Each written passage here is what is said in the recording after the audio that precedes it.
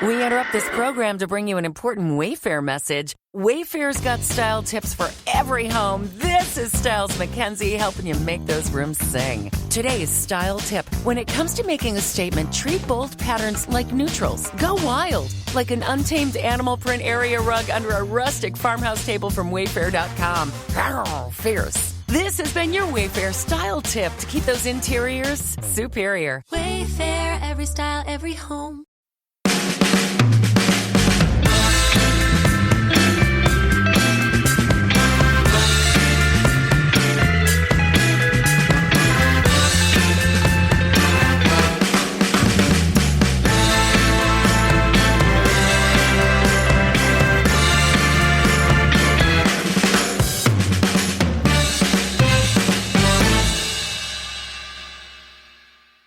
Ed, how you doing? Where were you when you found out? Very well, thanks. Ding dong, the Moyes is gone.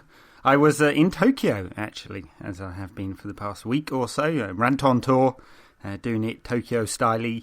And although, I have to say, the decision was made somewhere around, I don't know, where was I flying over at the time? About China, I would say. But I found out when I got into Tokyo and the rumours started spreading, and then United officially confirmed it about a day later. Has there been dancing on the streets in the Far East? Have you seen a lot of smiling faces in Manchester United shirts around Tokyo? No. I have seen a lot of pictures of Shinji Kagawa, though, and I've had more than one conversation with taxi drivers about why Kagawa doesn't play. Yeah, they should be presumably quite happy. It'll be very interesting to see if he's in Ryan Giggs' first lineup. All right, so let's start at the start. It was Sunday, the Everton game. It was a complete disaster. About 20 minutes into that game, I tweeted, for some reason, I feel like this is it. I feel like if we don't get back into this game, he's gone. That night, there was nothing. It was all quiet in terms of rumours. Then the next day, around 2 o'clock in the afternoon, so that's Easter, Bank Holiday, Monday, that was when, simultaneously, all the journalists from the Times, I think it was, all tweeted identical rumour, basically, that this was it and Moyes was gone. And then we found out for sure at 8:10 the next morning. So what do you know about what went on behind the scenes then? As far as I understand, as everyone does, I think, there was a conference call between the main executives on Sunday night after the disaster that was David Moyes' final and 51st game in charge. So Woodward, the Glazer brothers, Joel and Brian, and Ferguson and Charlton, in which they talked about Moyes' suitability for the job or not, and it seemed like they were all of the mind that he was out, and decided to not make a call on it then and make a call on the morning. This is at least their official, sort of line that's coming out, and then made the final decision on Monday and told Moyes on Tuesday morning, 8 o'clock. There you go. So apparently he was not informed ahead of the rumour breaking, and that was the first he knew of any of it. And the League Managers Association have put out a statement saying they think Manchester United behaved very inappropriately, and I can't remember the exact wording, but something along those lines. And you described it, Ed, as brutal, and I think maybe did you use the word deceitful or something like that? Disrespectful because they'd made the decision and then told the press. Don't believe United's denial about this, that they hadn't made a decision until Monday evening. That's simply not true. They were telling everyone they'd made a decision beforehand. So that's a disrespectful bit. I think they wanted to manage the message and look like they were in control, and fair enough, but actually what they did was leave Moyes hanging on. That said, I have to say I'd find very few reasons to defend the United decision. I think after 10 months and no upturn in United's fortunes, and apparently I didn't see the game because I was on a plane, but apparently another disastrous performance against Everton, it's almost certainly the right decision, and especially if United are going to spend loads of money, which appears to have been the quid pro quo with the media, doesn't it, that they let them know about the Moyes impending sacking in return for a bunch of rosy stories about how much money United are going to spend this season. I mean, it's not like really United have had to offer much in the way of quid pro quo to get journalists writing about how much we're going to spend, because that's been going on for 5-6 years, hasn't it? So we'll see. Some absolutely shocking transfer rumours. We'll come to that a bit later in the show. But the Moyes thing, obviously I've been completely unabashed about believing that Moyes should have been should be relieved of his duties. And, you know, I've got a bit of a conscience about celebrating the fact that this has happened because, A, there are things that are genuinely problematic about it, which, again, we'll come on to do with player power and all that kind of stuff. But B, it's a man that's lost his job, and I kind of, you know, soothe my conscience a bit by the sense that, you know, he's earned £10 million for ruining Manchester United, essentially, and money doesn't mean that much, ultimately. You know, personal pride can't be replaced with financial wealth, but it surely must ease the blow somewhat, and he seems to believe that he should have genuinely been given more time because he described it as a fundamental rebuilding process that was needed at the club.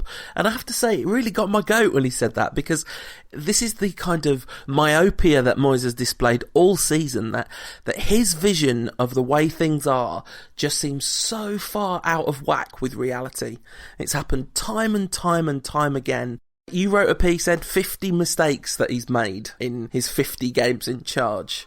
It wouldn't be too hard to add to that, would it? No, it really wouldn't. In fact, afterwards I came up with about 15 in my own mind that I'd missed out. So, right from the beginning, there were problems with Moyes. And Danny Taylor in The Guardian put it nicely, I think, when he said that there's perhaps only 8 managers who can kind of cope with the elite clubs around Europe, and that's why they keep doing the rounds. And maybe that's true. And Moyes was far from that. He's been found out. You know, it's the epitome of the Peter principle. He got promoted above his station, and unfortunately, United have paid a price, I think, for not going through the due diligence process. I go on about this on Twitter all the time, and I guess it's because I've worked in the world of business for a number of years, and there is a really strict due diligence process. I went through 5 interviews to get my current job. Not that I'm saying it's as important as David Moyes', it's certainly not, but he was appointed on a nod and a wink from a guy who'd retired. You know, what kind of due diligence is that? It's criminal. It really is criminal, and it's really only because he's a non-executive that the investors, you know, i.e. the stock exchange, the SEC, don't have a word about that, because it's no way to appoint the most important person in the club, quote Alex Ferguson. Absolutely. Rantcast listener at centre midfield wrote a really interesting thing about cronyism, and this appointment was an act of profound cronyism. The only qualification that Moyes had for the job was being Alex Ferguson's mate and having kind of managed a mid-table club to a certain level, and Ferguson recognised himself in Moyes. But what I maintain, and this is speculative, but it's what I genuinely believe, I think that Ferguson saw himself in Moyes because of the cultural resonance. You know, because he knew his dad, because he knew where he'd come from, the football team he played for when he was a little kid, all that kind of stuff. So actually, rather than recognising any kind of actual qualities that Ferguson had, the kind of steeliness, the will to win and all that kind of stuff, what he saw instead was the cultural familiarity. And he mistook that for being the personality to take on the job, because he gets the job right. He's been a mid-table manager for 10 years.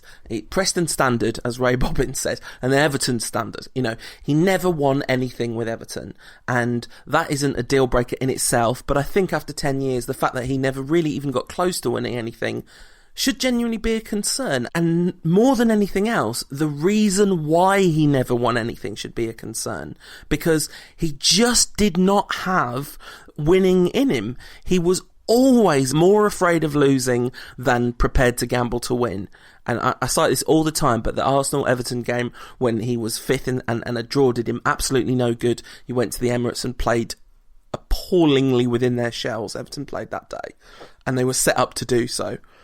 You know, so here's this man given the job on a nod and a wink by someone who doesn't have the best record with managerial appointments. Also, the man who highly recommended Alec McLeish to Aston Villa, you know, misreading what he saw in Moyes. That's my view of it, and it's a pretty unflattering one to Alex Ferguson, but it's how I feel about it. No, I think it's right. And I mean, it's right to start right at the beginning and work out what went wrong there. And There have been a rash of stories afterwards saying that United, maybe they need a general manager or a director of football or something like that. And maybe so. What they certainly needed was a due diligence process that worked out whether he was the right man for this job. And you know that they didn't do that. And these are the results. But anyway, look, that was the appointment. You get into the summer and it all went spectacularly wrong, didn't it? First, Moyes comes thundering in, sacks all the coaches or doesn't do enough to keep them there, loses a ton of history and experience in the coaching staff, brings all of his own men in there, sets up this boot camp and has United players doing long running. It's called a Dinosaur by Raymond Verheyen. Remember that one?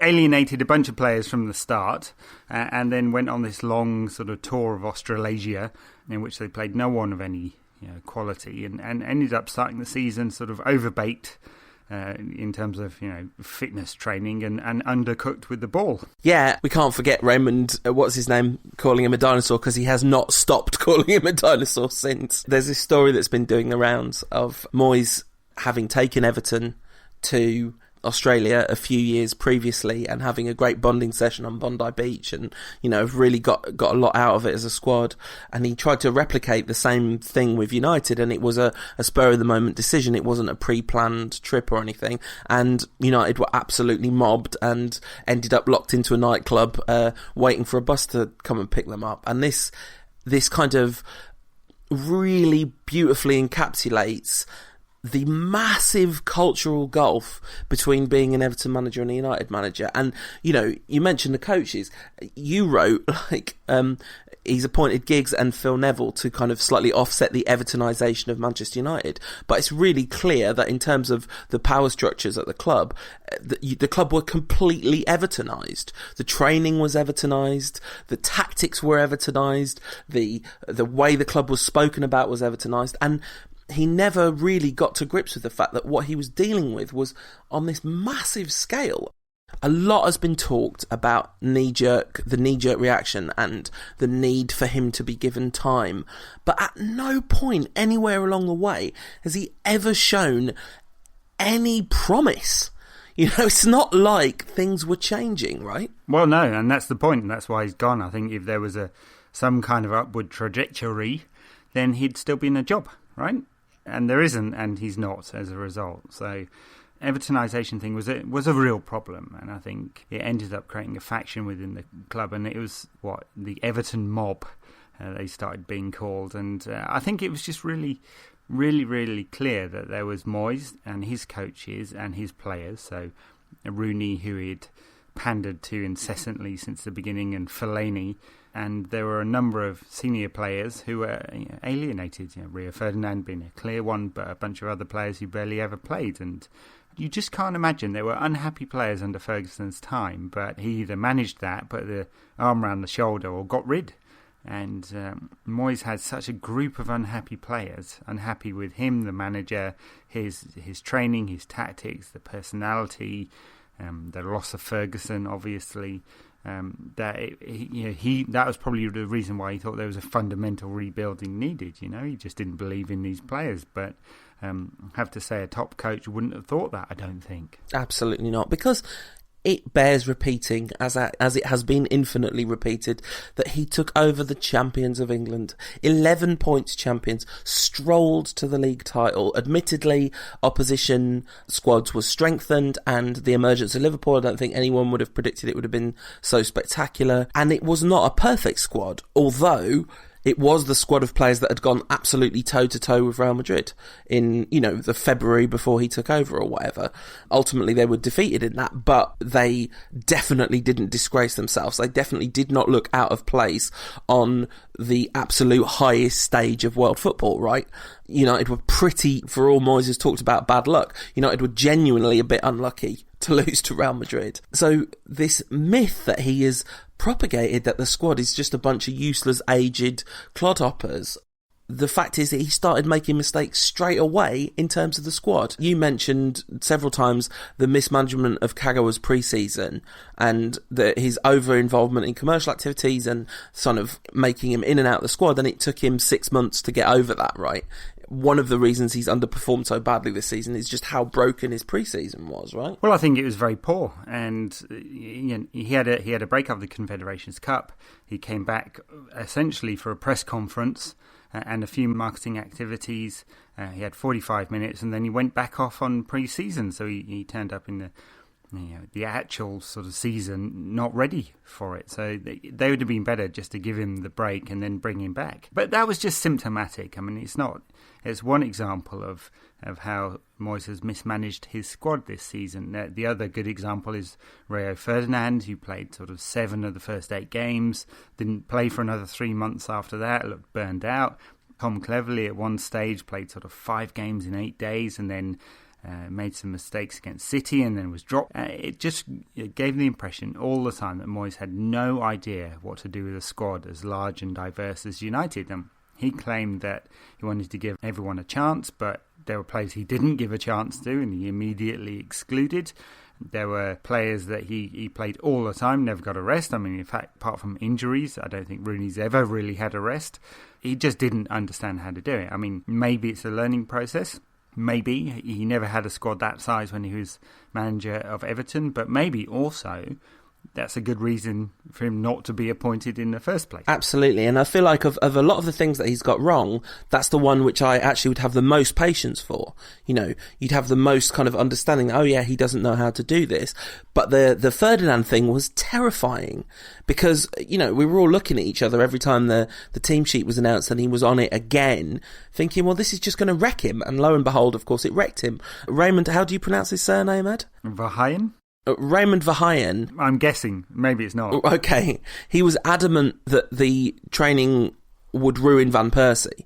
And he might be wrong, it might be a coincidence, but Van Persie is certainly ruined. He's had a dreadful season, beset by injuries, following 2 injury-free seasons. And, I mean, I don't think it's reading too deeply between the lines to suggest that Robin Van Persie does not like David Moyes whatsoever. Well, you know? Yeah. I mean, they did have a falling out over the training. And in the end, they came to a compromise over it. Van Persie's used to effectively setting his own training regime and managing his body in the way that suits him best. And that's why he managed, after all these years, and the experience told. Same with Ryan Giggs, by the way, that he kind of understood his body better and had those 2 injury-free seasons in a row as a result. And Moyes didn't want to do that. Eventually, they came around to that conclusion. But it wasn't just the kind of overtraining, to use Moyes' words. It was the fact that he forced Van Persie to come back early from injury. It did the same to Rooney as well. There was that spectacular game when Van Persie stayed on the whole game. And Moyes said, oh, well, look what the fans and the press would have said if I'd taken them off. And actually, I wholly blamed Moyes for that and not Van Persie, because, of course, if asked, Van Persie's going to say, I'm fine. Yeah. Imagine what would be said about him if it looked like he wanted to come off. And you know, this is the manager's job to decide, and he didn't make that decision. So, you know, I think he's mismanaged the squad and he mismanaged injuries. And, 2 of the players who've missed most time this season are Rooney and Van Persie. And you'd say they were 2 of United's key players. The one that's missed the most time is Raphael, and I suppose we're not surprised about that one because he is made of glass. Well, he is, but he also spent the whole season before without injury. You know, so I'm not saying that it is definitely Moyes' fault that recurred, but, you know, it's another thing in the mix, right? He made mistakes from day one. The accepted wisdom is that he turned down the option of United buying Thiago for an absolute bargain price. And now, of course, this is speculation, but you think it's really well-sourced speculation, right? That this is what happened. Well, I think United were well down the track to signing him, yes.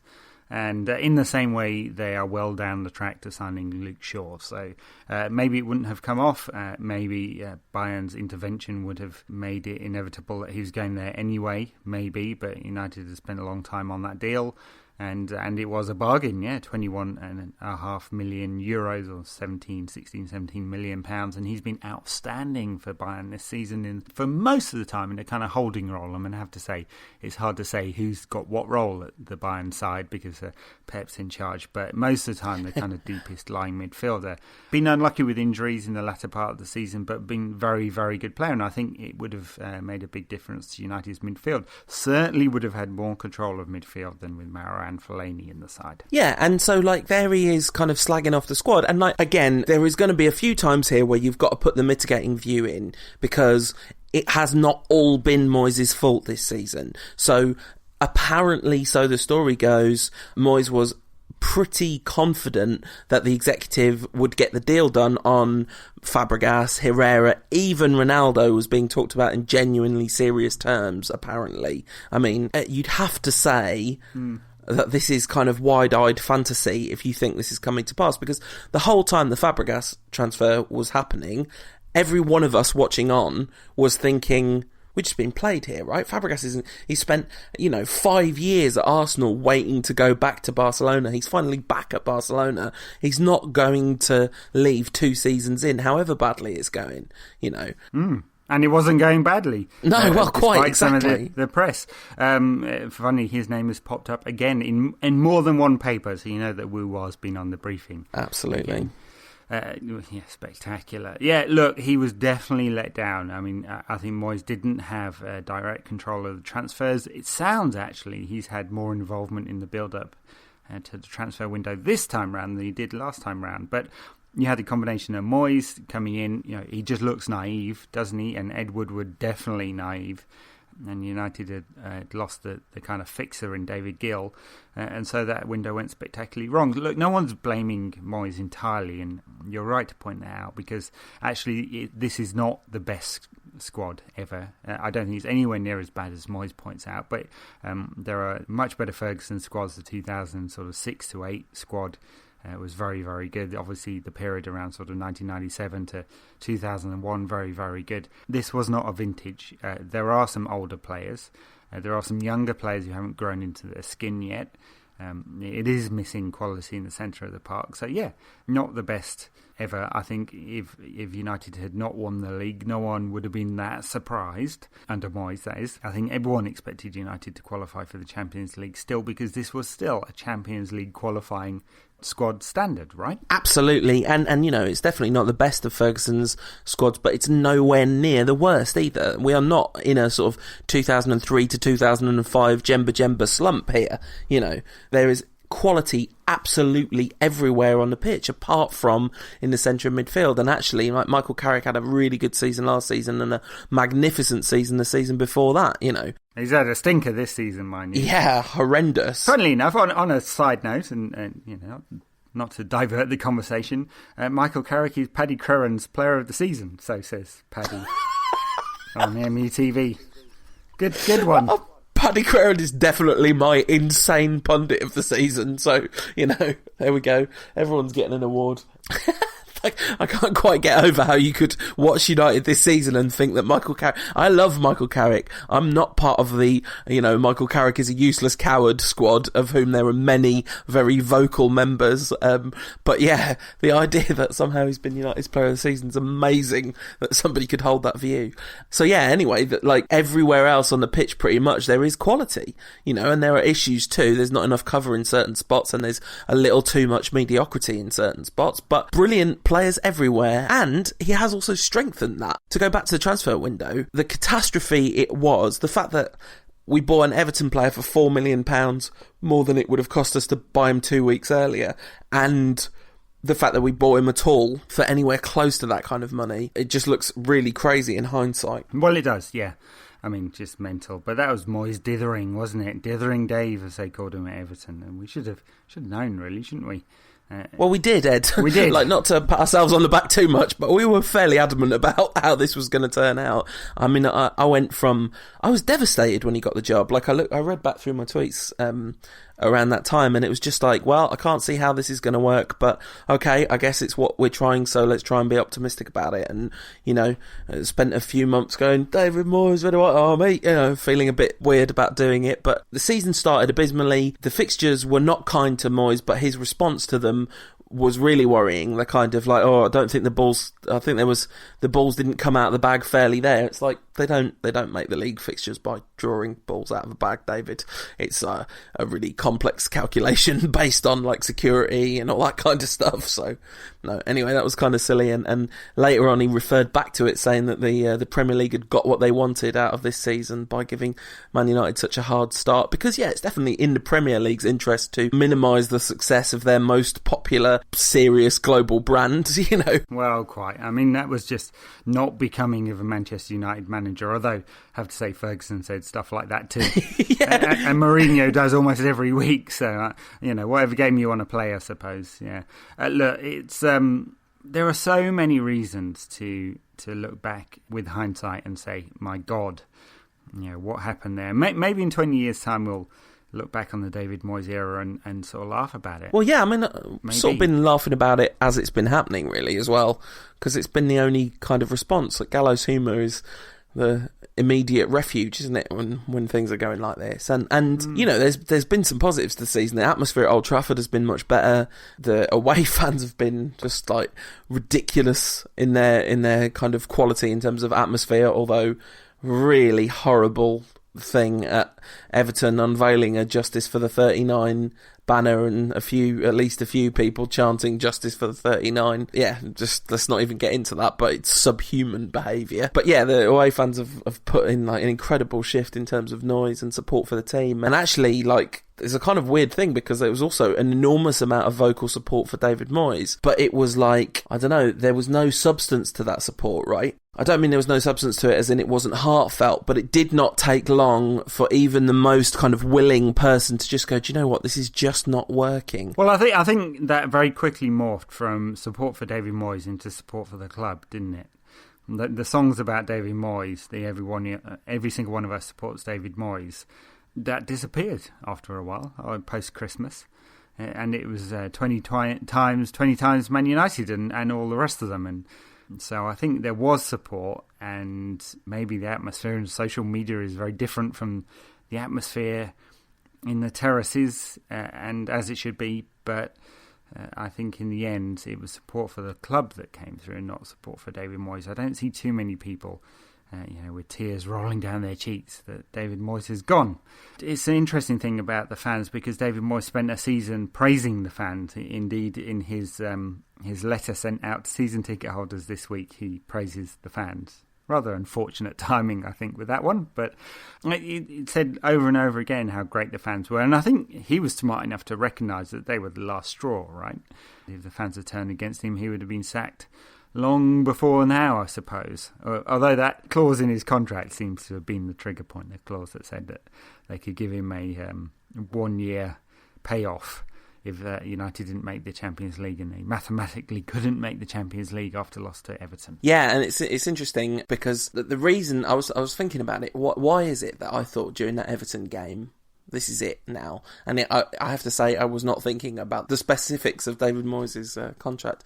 But what happened after the Liverpool game, so you had this horrible defeat, and then the fans were extraordinary after that game, and the players basically didn't look like they were up for the season at hardly any points. There was a period around Christmas where he played a lot of very average teams, put a decent run of performance, was like a good few matches unbeaten, although there were some pretty limp draws in that unbeaten run. But we did, when actually, like, not to just be Team Welbeck, but when Rooney and Van Persie were both out and Welbeck was banging them in every week, we looked pretty good for a bit there. But then everything sort of slipped away. The Olympiacos game was the apotheosis, the absolutely the worst moment of the season, really, in terms of performance. Amazing stories about that game, that Moyes is there arguing with the fourth official near the end of the game, and someone on the United bench perfectly audibly says something along the lines of, send him off, ref, we'd be better off. And he said that at a volume that could be heard. No idea who it was that said that. My guess would be one of the younger players, I don't know. Well, just look at the bench and who was on the bench and who wasn't. I'm thinking Mr.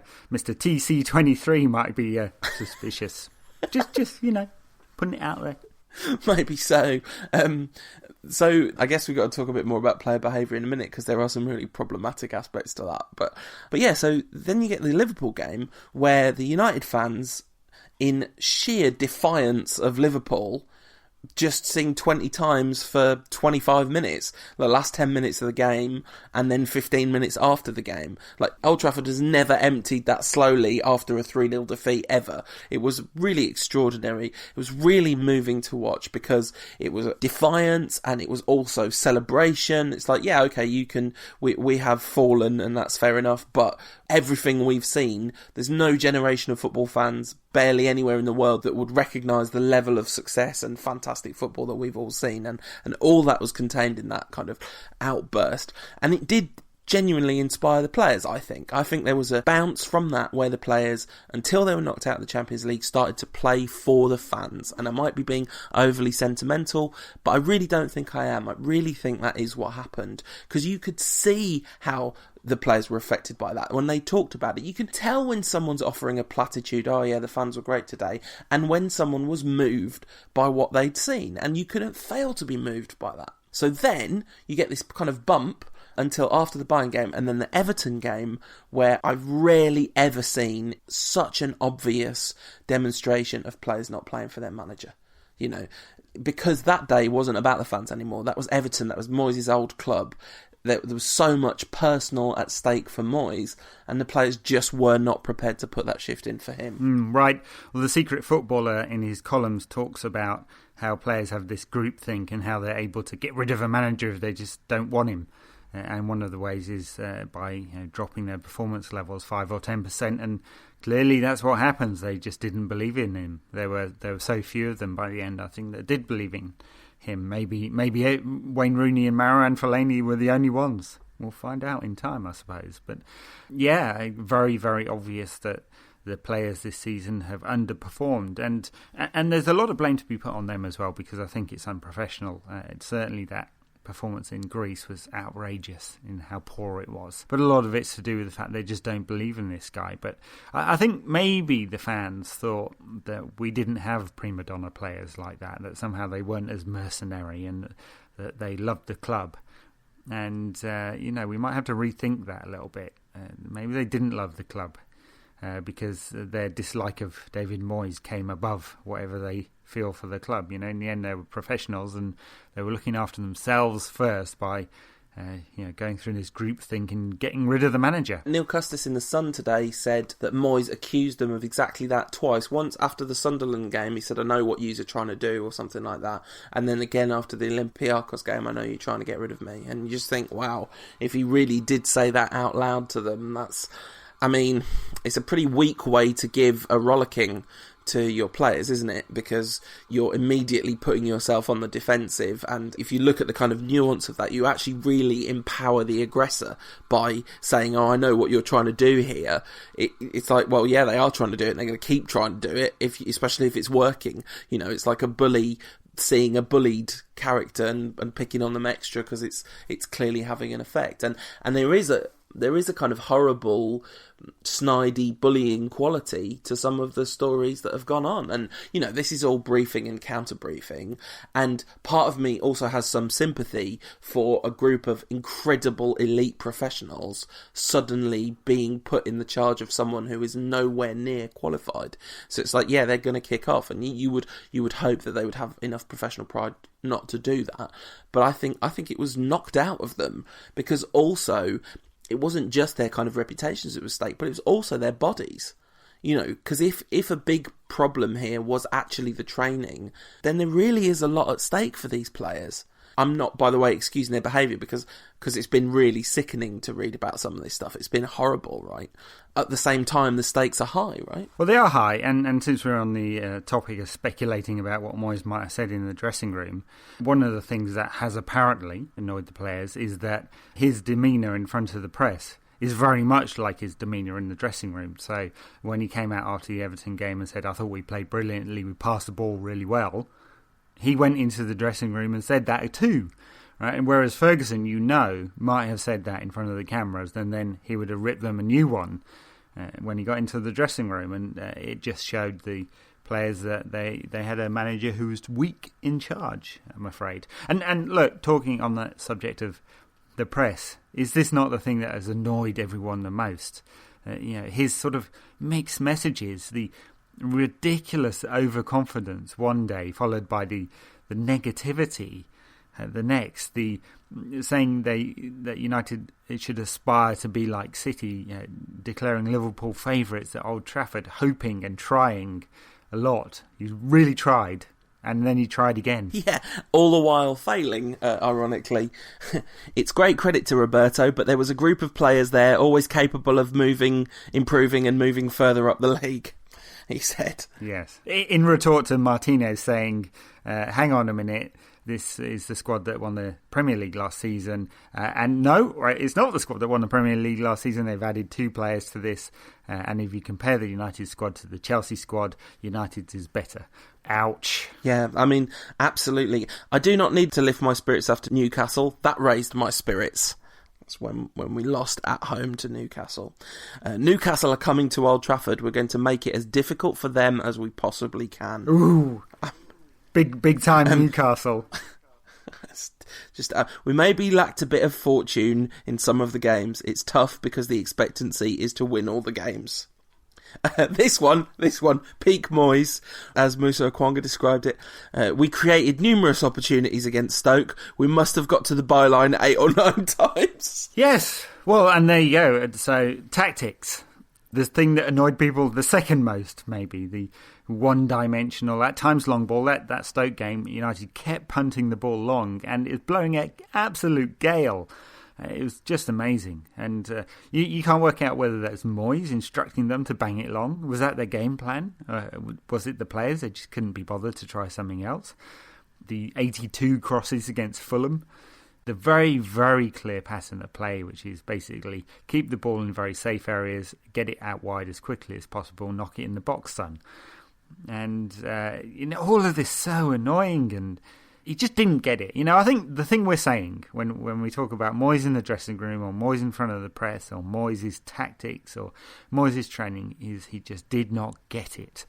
What it takes to be a Manchester United manager, in fact, really what it takes to be a manager of any of the Europe's elite clubs. Yeah. Because I think, and don't laugh, I think if Moyes had been appointed as manager of any of Europe's elite clubs, then he'd have probably got the very similar reaction. Yeah, except he'd have been sacked in January, right? I mean, there's no way he would have survived as long as he did. If he'd, it just, like, if Moyes had got the Real Madrid job. I mean, this is, the extent to how laughable that sounds is how bad an appointment it was. What? David Moyes? I mean, it should be laughable for United to appoint a manager who would not have been given a job at any of Europe's other clubs. And you can romanticise it to a certain extent and say, oh, well, we're different. But we're not different. We've never been different. No, football clubs are not that different from each other. One group of fans is not much better or more glorious or whatever than others. United have been a very successful club. They're a very specifically glamorous club. They've got a wonderful kind of DNA of quality, excitement, adventure. Oliver Holt wrote this insanely reductive piece suggesting that United had now lost their identity following the sacking of David Moyes, which is ridiculous because United have sacked every manager who has not been knighted that's been the manager in the post-war years.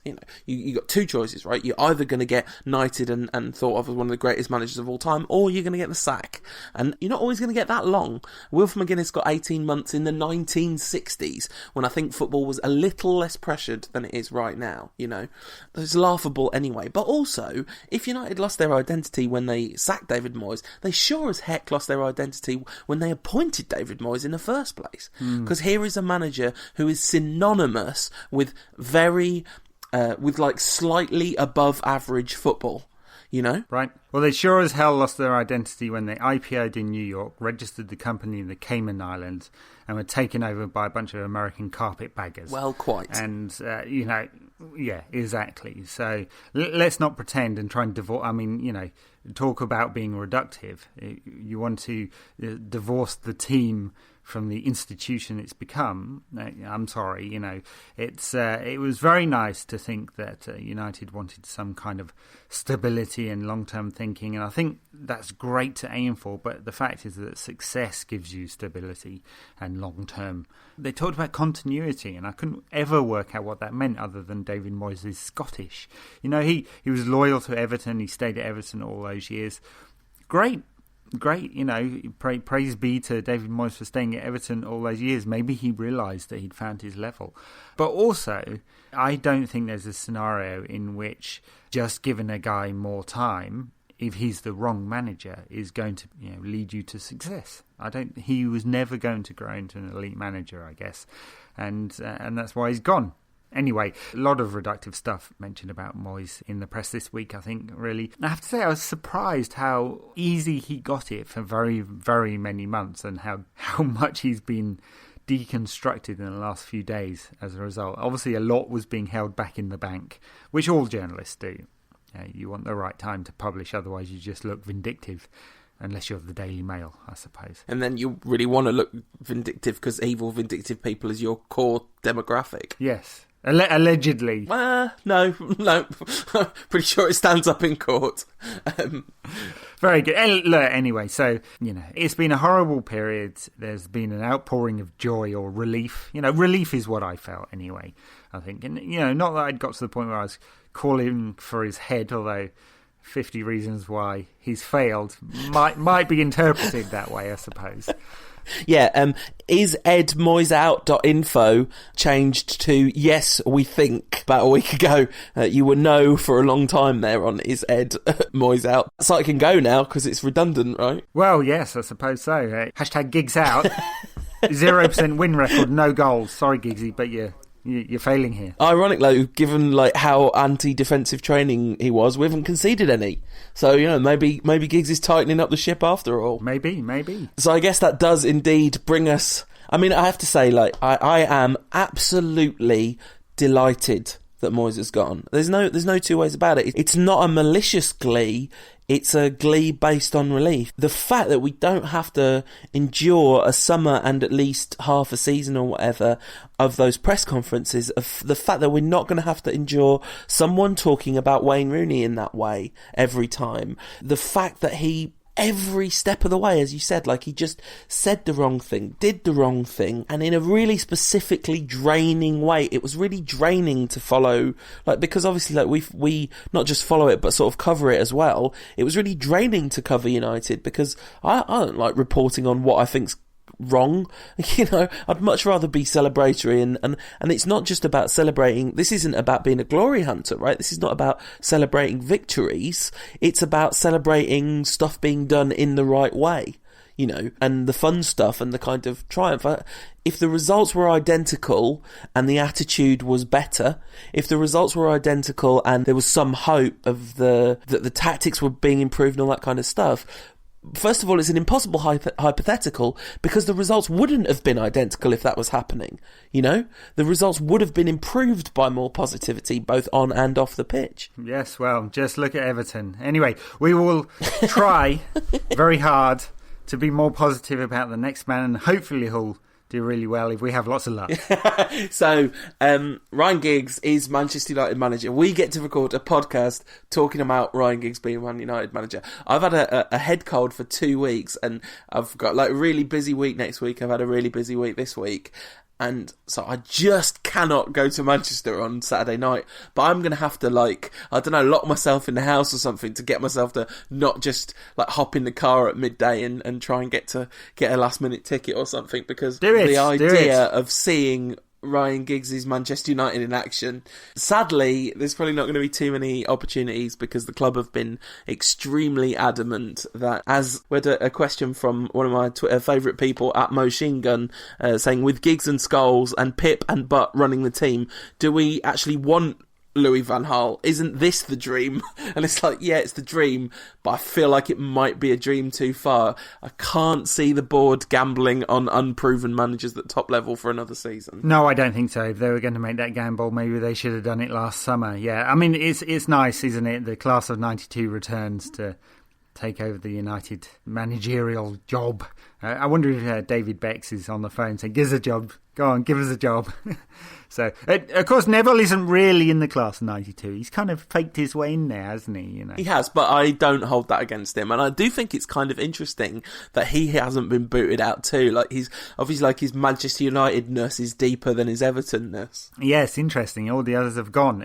Chris Woods hasn't either. I suppose they do need a goalkeeping coach for the last few weeks, and then they'll probably give him the boot too. Although, that said, maybe he's done a good job because De Gea has had a fine season. Although he had a fine season last season too. He did, but Chris Woods was an elite goalkeeper, and clearly De Gea has not suffered at all from being in Woods' hands. No. Yeah, and obviously if De Gea was unhappy with Woods, given that the players are quite literally running the show now, I think he would have been gone too. Yes, well, the lunatics certainly took over the asylum in that winter trip to Dubai, but hopefully it's not too lunatic from here on in. So, look, anyway, let's talk about some Moyes replacement candidates. We've been chatting away for an hour or so about Moyes' downfall. We could probably chat for another couple of hours about that, couldn't we? Yeah, we could. But there are some replacements. I mean, it does look like it's coming down to Van Gaal, who is odds-on favourite at the moment to get the job, even though he's not available until mid-July. And, one of the feelings was that United were behind last summer by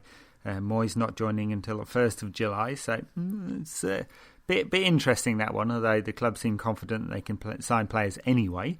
And then Carlo Ancelotti into 6-1 or 5-1 in with some bookies there, so very, very tight. Jose Mourinho. You can get between 14s and 7s, depending on your bookie there. You could have got 40-1 yesterday, so there's something going on there, obviously. Well, Jose, as we know, has been trying to get himself spectacularly sacked, hasn't he? With some of his utterings. He's desperate for the job. He cried like a baby when he didn't get it last summer. And he really, really wants it now. But so look, anyway, does he though? Like, do you really think that he really wants to? Like, he would make himself into a hate figure at Chelsea in order to take the United job? No, I don't think so. I think he was very angry about it. But I think if there was an inkling that he wanted it, that United apparently are prepared to pay compensation to get the right man. So look, Van Gaal, Ancelotti. Let's discount Mourinho. I think it's too long a shot. Klopp has said he doesn't want the job, which is a shame. Can I just talk about Klopp for a minute? Like, just go ahead. Give me a second to get misty-eyed here. So there's this accusation, if you think that Jurgen Klopp should be Man United manager, that somehow that makes you a football hipster. Like, I would be a terrible football hipster. I had to Google what an enganche was about 3 months ago. So, like, I'm just not a good football hipster. I don't know anything about Colombian football. Apart from Falcao, I don't think I could tell you someone else in the Colombian national side. So, definitely not a football hipster. But Jurgen Klopp makes my heart swell. I love that man. The fact that his Borussia team play with this kind of ridiculously United in the 90s-esque style, and the fact that it seems to me that Jurgen Klopp is going to be turning down the Barcelona and Manchester United jobs in the summer to stay at a team whose players keep getting bought off by their biggest rivals, who have like this kind of commercial juggernaut. Bought by their biggest rivals, but not bought off, bought by, before the buying lawyers sue us here. Yeah, well, quite, yeah, sorry, picked off, I sort of meant. It's just absolutely extraordinary levels of loyalty. I can't quite get over it, Ed. Well, that's one way of putting it. The counter-argument, it's not necessarily one, I believe, but I'm just putting it out there, is that he doesn't have the mentality to take on an elite club job if he keeps turning them down. So if you believe this, he's turned down Manchester City, Chelsea, Real Madrid, Paris Saint-Germain and Barcelona, as well as United. I mean, the thing is, you can't really say he doesn't have the personality to take on an elite club job when his team won the Bundesliga 2 seasons in a row, then got to the Champions League final the following season. So it kind of he's made them into an elite club, but I guess they're certainly not financially an elite club, are they? Well, no, it would be great, but he's committed to staying on till the end of his contract, so he's not moving for another couple of years yet. At least he will surely find himself at one of the top clubs. The Barcelona offer was genuine and real, so says my snout in Spain. So we'll see. And he also says, while we're on managers in that neck of the woods, that Simeone is far more likely to go to Italy. Thinks it's a better cultural fit, and not this summer either. So we'll see whether either of those two things come true. Who else is in the frame? Antonio Conte. Yeah, he's done a fantastic job at Juve. Doesn't seem like he is. Laurent Blanc, a bit of a racist. Massively misogynist as well, problematically. Well, it's all right to cop a feel now and again, but Unacceptable, Ed. Unacceptable. Talking a bit sleazy, Red Issue's left-wing shout is Carlos Queiroz. Why is he sleazy, Ed? Is there something I don't know about? Or do you just mean it would be a bit of an underhanded deal to get the cheapest option in? I'm not going to fill that one in. Frank de Boer. He's another option, maybe. He's done a fantastic job with Ajax. 4 Eerste Division titles in a row now. And surely moving on to a bigger job somewhere else. Maybe he'll end up at Spurs if United take Van Gaal. I mean, you'd think that De Boer is really hurt by the fact that Moyes had the job and failed so spectacularly. So United are going to be really, They're going to be really risk averse with this selection, you would imagine. Interesting to watch the selection process because, as always at Manchester United, so much of what is wrong goes back to the Glazers, underinvestment in the squad. We clearly know that the people responsible for that are the Glazers. The fact that there are no football people in position to choose. So the good word is that Ferguson will have his say on who the next manager should be, as will Charlton and the rest of the board.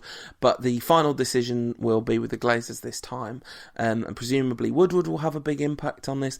But the lack of football nous in that collective, really, once you discount Ferguson, who obviously his recommendation is not going to be treated with the reverence that his previous recommendation was treated, because he got it so spectacularly and publicly wrong.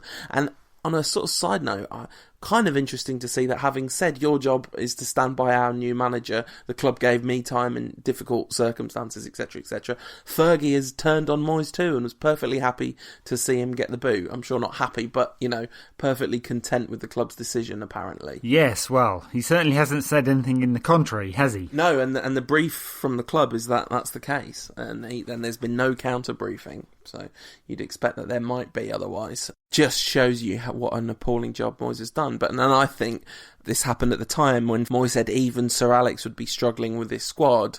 I thought, you really shouldn't have said that, mate, because Sir Alex Ferguson's ego is your biggest ally in this battle here. Well, exactly. Anyway, look, let's dive into Van Gaal, shall we? So my money is on him getting the job. I think what they'll do is they'll try and make some signings.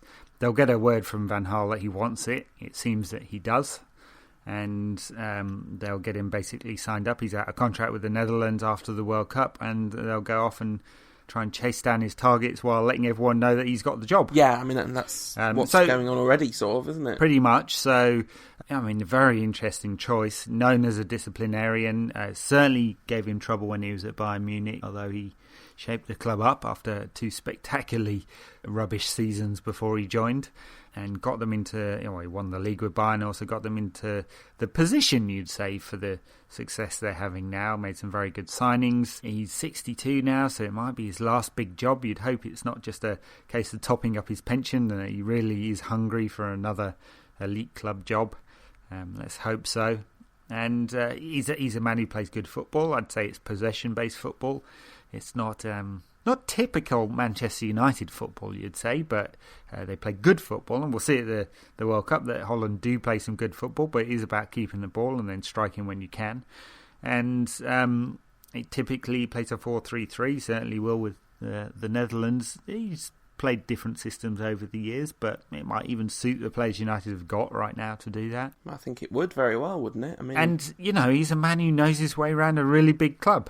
Yeah. And right now that seems like a very positive quality to have. I mean, not an unmitigated success, not Ferguson-esque, although actually I guess even Fergie had lean years, but he had a rough time, didn't get the Netherlands to the 2002 World Cup, did he? And there's been ruptions and falling outs. I mean, Munich, he won the league, and then the next season they finished 4th, and really interesting to read Rafa Honigstein's breakdown of exactly what went wrong, and you could basically summarise it as essentially everything. It reminded me of your 50 things Moyes got wrong piece, although it was only 11 things that Van Gaal got wrong. And as you say, that then laid the framework, and he's also pleasingly insane.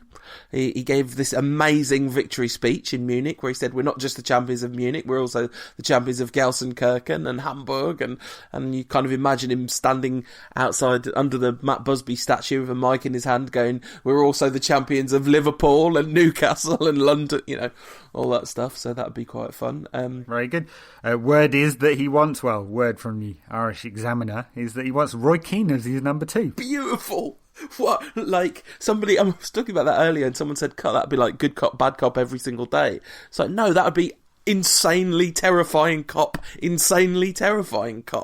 mean, Roy Keane, very, very scathing about the stories of player power, as you would expect him to be on the Champions League coverage. Funnily enough, said you can't blame Alex Ferguson for this, which, if Roy Keane can't find a way to blame Alex Ferguson, then really, I mean, maybe he is making peace with the club. Maybe that is his kind of, sending up the smoke signals that actually he'd be prepared to work at United again. You can't see that one happening. Yeah, no, I can't see it happening. I mean, look, there's another way of analysing the class of 92 in the club as well, though, which is the new man may feel that he's going to be undermined by that. And, I think that's a legitimate concern, really, because it doesn't half look like Ryan Giggs was a bit devious and distances himself from Moyes and then takes the job. Clearly very ambitious. He wants the job. He's not going to get it this time round. He may in the future. I don't know whether you can equate this with Guardiola and Barcelona. Guardiola did have a season running the B team, and I'm not quite sure that Giggs' 4 games will quite count as that. So, maybe not. Stan Collymore says that Giggs doesn't have the intelligence of Guardiola and therefore isn't the same thing. It's some irony in that statement, I thought. Also, anyone that's watched the Class of 92 documentary, Ryan Giggs is fiercely intelligent as well. That's the yes. kind of crazy thing about that. He's not great in interviews sometimes. He does give it the kind of 1,000-yard stare and sort of ums and ers a little bit. But I was struck by his quick-wittedness and his dry humour and the fact that he's definitely the leader. Yeah. He was alpha male in that film, wasn't he? And making fun of Phil Neville and making fun of Phil Neville being abused as a junior. It's interesting that you say that. Actually, I hadn't really thought of that, but you're right. He was definitely alpha, and in a group which has got kind of David Beckham and even Gary Neville is kind of a different sort of alpha male. But Gary Neville's more like a lieutenant, isn't he? He's like the guy that you put into battle to get stuff done for you. But yeah, that's really interesting.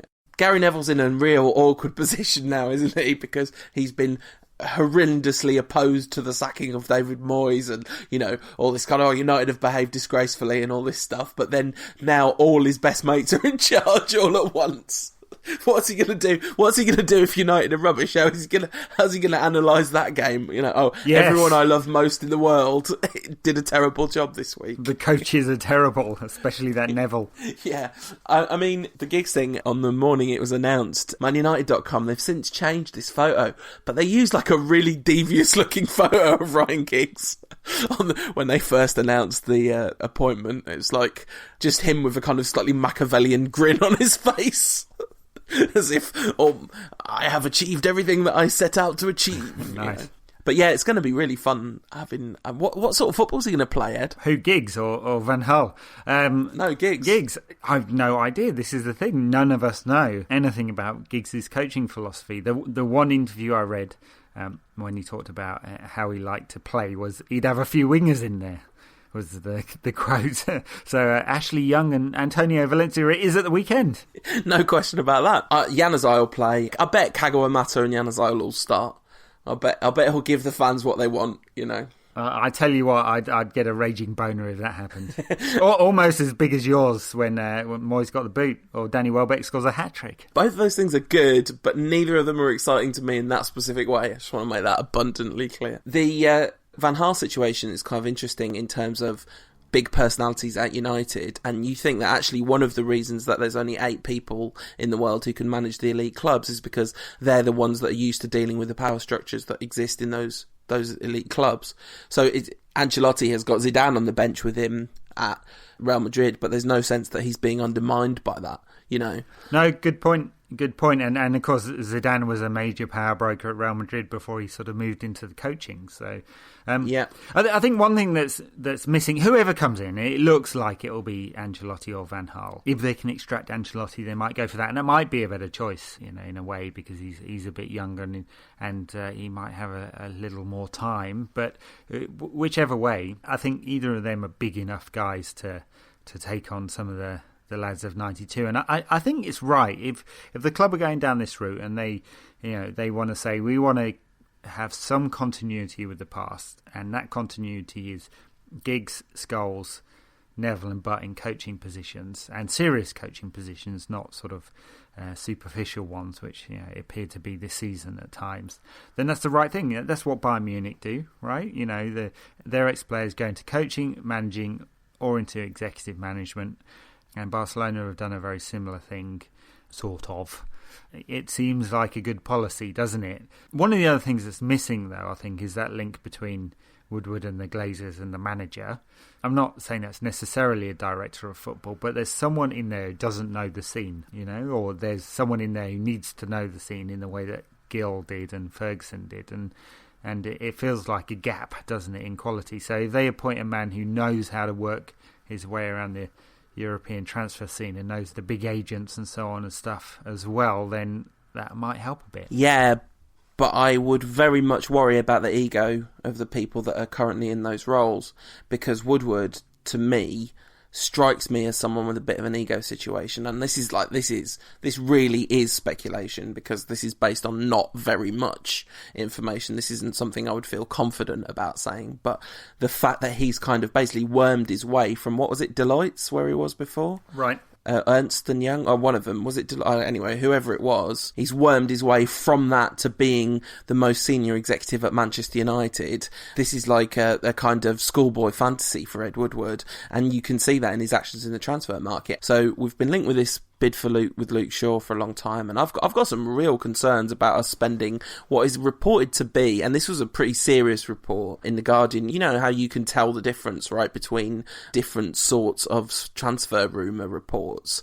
This one had broken down exactly how much we were planning to pay for him and how much we were going to give him a week, and the rumours are that he's going to be on $100,000 a week in order to keep him from going to Chelsea. To me, that's obviously a very high risk transfer strategy, isn't it, to pay a player that young who's never played at a top club that kind of money? Well, it is high risk. I mean, he is very high quality as well, and so I guess in a way that mirrors what they did with Rooney all those years ago. It looks like they're going to try and spend their way out of trouble, which is one way of doing it, I suppose, and but also seems kind of counterintuitive to the way they've been behaving in recent years, doesn't it? So yeah, but you've long advocated that that's the way that's what you've got to do, isn't it? Even just from the pure financial perspective, you've got to heavily invest, speculate to accumulate, sort of a situation. Well, look, so there's two things I've said, and just to be really clear about this, because I get people accusing me of, you just want to spend like City and Chelsea. No, it's like there are two things. One,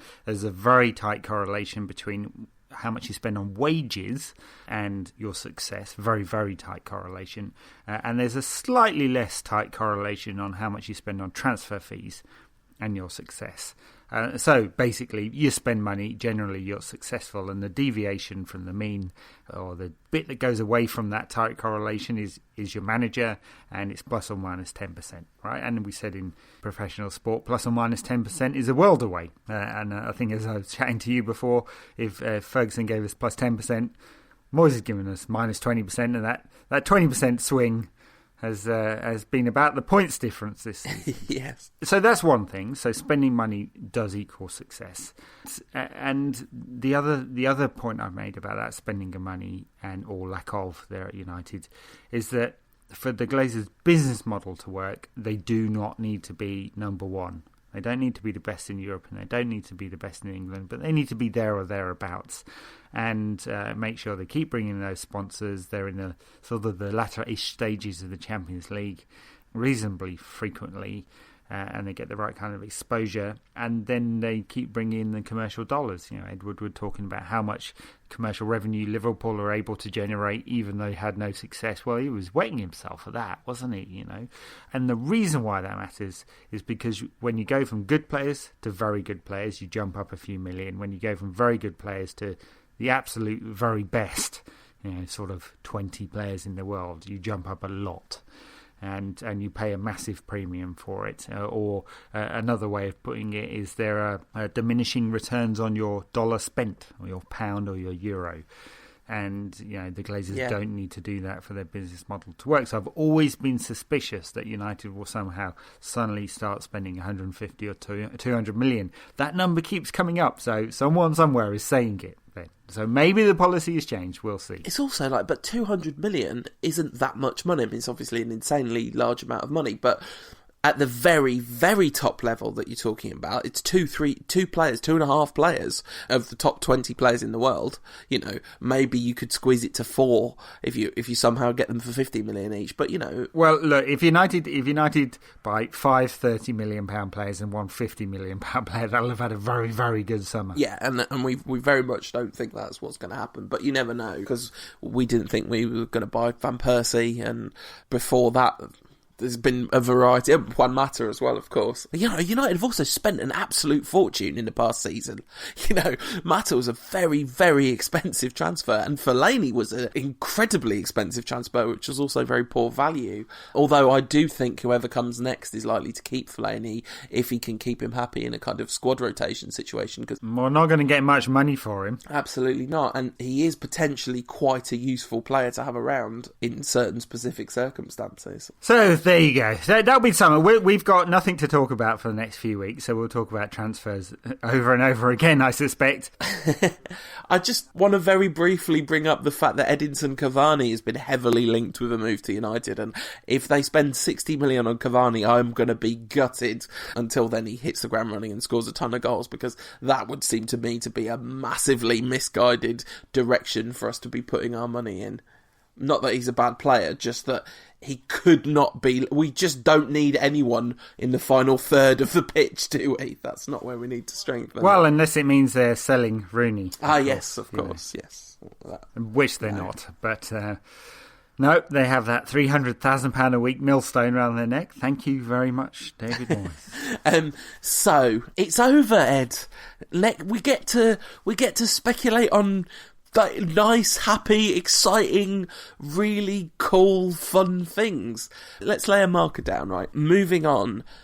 Highly speculative, because we don't even know who's going to get the job.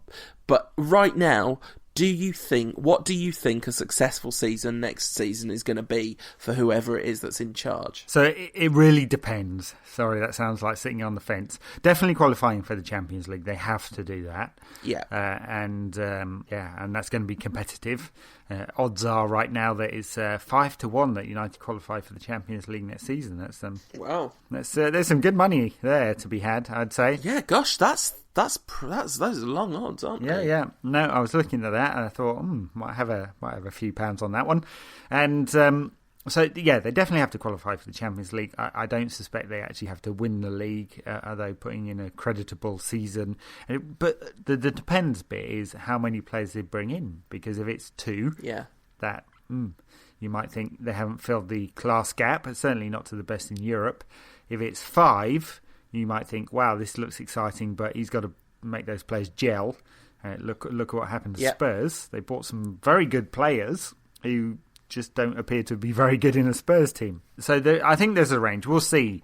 I think we can make an easier call on that one after the World Cup, and United appear to be looking to do all their business early. You'd hope so, because after the World Cup it's going to get very desperate, isn't it?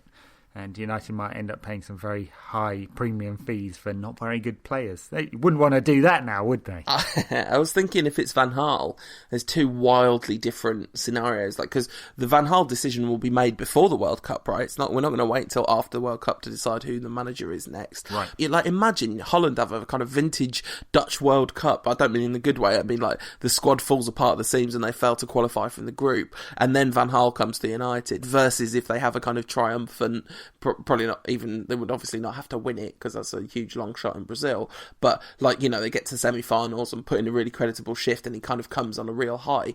Those two scenarios are really different for how the beginning of United season looks next season, aren't they? Well, very much so. I predict if Holland do a Holland, that within 10 games of Van Gaal's coming to United, you're hashtagging Van Gaal out. No, I have to say that the whole thing about being so specifically Moyes out, I've had a real conscience about it, genuinely, because it is not natural for me, like character-wise. It's not my natural character inclination. And it was always been based on the fact that he felt so very, very wrong for the job. And it really wasn't about results per se. It was about the fact that it appeared that the whole dressing room, that he'd lost the dressing room altogether, which is clearly the case. It was about all the stuff we banged on about for ages earlier. You know, all the media stuff, everything, the tactics, the whole package. You know, someone having a rocky start to their managerial career at United isn't... I certainly won't be turning on them and saying, get out straight away, if there's some signs in there somewhere. I went back and watched videos of Alex Ferguson's early interviews, and I really honestly, with my hand on my heart, believe I would have been Team Fergie all the way. Because you look into his eyes, I mean, it's obviously, you can't completely separate out what you know about what was to come, but you look into his eyes in that first interview, the kind of, as many players around, many people around the world have tremendous feeling for Manchester United, and if the players get that, we'll be alright. You know, there was something in that was profound, it was poetic, it was heartfelt, it was real. He got it from day one. Well, hey, 1989, I was 14 years old. Pretty sure I wasn't Fergie out. Not that I had a blog and a podcast then, but and Twitter didn't exist. You know, I'm not sure that I was on the military Usenet or whatever it was that was available in those days. But pretty sure neither of us had a modem for our Amstrad CPC 464s in 1989. No. I did have a Pulse modem a few years later, though. So go geek out. Anyway, look, we're coming to the conclusion of this show, I guess, but we haven't talked about the Norwich game. Oh yeah, it's gonna be good, isn't it? Here's my prediction: United are going to rip Norwich a new one. All that frustration is going to come out. Delia's boys are going to get it. So, De Gea in goal. If he's fit, Raphael at right back. If he's not fit, Jones, not Smalling at right back. That's my prediction. I would go with that. I don't think Raphael's fit, but you know, we'll see. He's got to pick Ferdinand, hadn't he? It makes such a statement. He's got to pick Ferdinand. One interesting point about Ferdinand, in all the stuff that's come out this week, like there's been this long-running assumption that it was Rio that's been leaking the team sheets, but everyone I've seen, like all the journalists, everyone's saying it's not Rio, to the extent that I really don't think it's Rio, and the accusation is one of the young players. And another... It appears to be TC 33? 20. You're kind of demoting him in squad numbers for next season. Oh, fair enough. One of the things that I think, and just to mention one final knock on Moyes, is I think he picked on easy targets. You know, he was not nice to Danny Welbeck, and of course I find that to be unacceptable behaviour in general, but specifically, you know, the fact that he kind of said, oh, Welbeck should copy Rooney, you know, and then after the Everton game, he kind of just threw Phil Jones under the bus, going, "It was such a stupid penalty to give away," and it was. But Phil Jones is still a very young man, you know, and this story going around now that Ryan Giggs kind of advised Moyes against fining Cleverley and Welbeck for being out late drinking in Bayern Munich, and he wouldn't have done that to the senior players. You know, he really did pick on the younger players because he could get away with it. Anyway. Well, he didn't do it to a senior player, one of his favourites, who turned up worse for wear. Right. So goes the story. Right. When you say one of his favourites, since we've already established he only really had two favourites and we couldn't call Marouane Fellaini a senior player, I think we might know who you're implying it is, Ed. So, Norwich. Yeah, back to Norwich. So I know it's hard to get you off the subject of bashing Moyes. The Norwich, like in midfield, so Scholes and Giggs just in front of them, right? That's what we're... Are we assuming that Evra is taking a left-back position and it's not Alex Butner? I think so, yeah. Rumours of a 3-year contract extension for Patrice Evra. That really does. I mean, I love Patrice Evra, but lunatics running the asylum would be right at that point, wouldn't it? Yes, I would extend his contract as well as bringing in another left back. Absolutely, a top quality left back and not a hopeful one. But I think that makes a lot of sense. I think in losing Ferdinand and Vidic and Evra, you're losing too much experience there. I would be tempted to keep Ferdinand on for another season as well. I know he's not been very good this season, but I think there are games he could play. I mean, we didn't talk about the whole Vidic scenario, but can you imagine Ferguson allowing that to happen? One of his players being photographed with a shirt of the team he's playing for next season? Absolutely not. Don't think so. Yeah. So, I think some experience is going to be key. So definitely I'd keep Evra and maybe Ferdinand too. Midfield, I don't think Giz can pick himself for the first game. So we'll see. It'd be nice if he played Kagawa, Mata and Januzaj, wouldn't it? Not sure that he will, but why not? There's not much to lose now, is there? And put a marker down. I guess in midfield he'll play Carrick and one other. It'd be a nice statement as well to drop Fellaini, wouldn't it? I don't know. I kind of feel like I kind of like the idea of like Fellaini being accepted as a kind of a lost lamb, who was separated from his previous flock, and this kind of apparently mean new big boys sort of like put an arm around the shoulder and say, "Oh, it's all right, Marouane, you're one of us now." He's got to be feeling a bit isolated. And then, of course, he's got to pick Welbs up front. Yes, gosh. Oh, I mean, if he doesn't pick Rooney, that would be so funny. I mean, just forget everything else, whether it's a good decision or anything else. It would be hilarious, just for the kind of the meta implications of that. I very strongly suspect he'll pick Rooney up front because there's never really been any sense of strong antipathy between Giggs and Rooney, has there? No, come on then. What's your prediction for the game? 7-0 to United. Really? No, 4-1. 4-1. 4-1's a good score. I'm going to say 4-0. I mean, I definitely think United are going to thrash them. I'd be really surprised if it's another. It definitely won't be a tepid performance. I mean, they've got to be on edge. These players, they've got to be. They realise now they've done for the new manager, the old manager. Sorry, he was new once. And if they keep putting performances in like that, they're going to be out this summer. So it's got to be good now. And just one thing about the transfer targets before we kind of finish the show. Given that we don't have a manager, apparently, as you said, Moyes has been heavily involved, and the Luke Shaw deal is what he was working on the day before he was sacked. Who's identifying transfer targets? Is it Fergie? Is that who's? Because it certainly can't just be Woodward acting as a de facto director of football. Although this was derided in the briefings, iPads and analytics and Moyes' brand new scouting system, they do have a strong network. It might have been an old boys network, but there's also Lawler, the chief scout. So there are plenty of people who've been looking at players for a very long time. And then, yes, there's Fergie and there's Gill, who's still being paid by the club, so he's working the circuit too. And then they'll farm it out to their favourite agencies. It seems like they're working with Gestafute again. They didn't for a while. So Jorge Mendes is back on the scene, and a few of the other big agents. So Van Gaal odds on, and I guess obviously he's odds on for a reason. Briefings happened simultaneously, didn't they? There was that wash of new information coming out in the papers all at once, and Van Gaal's name was mentioned in all of those. So obviously there's briefing going on there, and it's just a question of whether that's coming from the club or Van Gaal's people. And then there was the kind of Ancelotti stuff really span up the next day. I mean, I'm fascinated by the mechanics of all this, of who's saying what to whom and how it's getting in the papers and how much of it's just speculation. But as you say, when it's the same thing in multiple papers and it's not them reporting on each other's reports, then you kind of know that someone's saying something somewhere, right? Yes. Woodward. Yes, Woodward does like a phone call, let me tell you that. And definitely been briefing. Anyway, we'll find out. Look, in the weeks to come, we've got plenty of time to speculate about transfers. I think some of that will solidify in the next few weeks. Do you think there's any chance that it's going to be someone other than Van Gaal? No, I think 4 to 6 on is the right number. Yeah.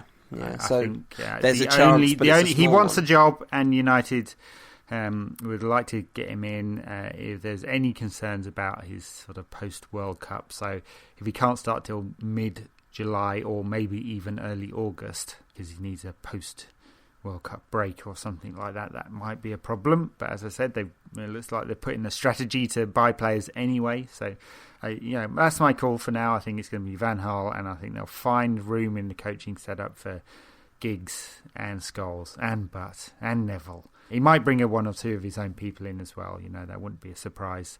But there you go, onwards and upwards. Yes. It certainly can't get worse than it was. No, I am just relieved and delighted, and the sheer wave of optimism, and there's lots of people that come out badly from the whole affair, including some players that I'm very fond of, and that's it's all very unfortunate, but there is this opportunity, isn't there, to draw a line through David Moyes' name in the history books. In 10 years' time, we're going to go, God, do you remember David Moyes managed us for a season? What was that about?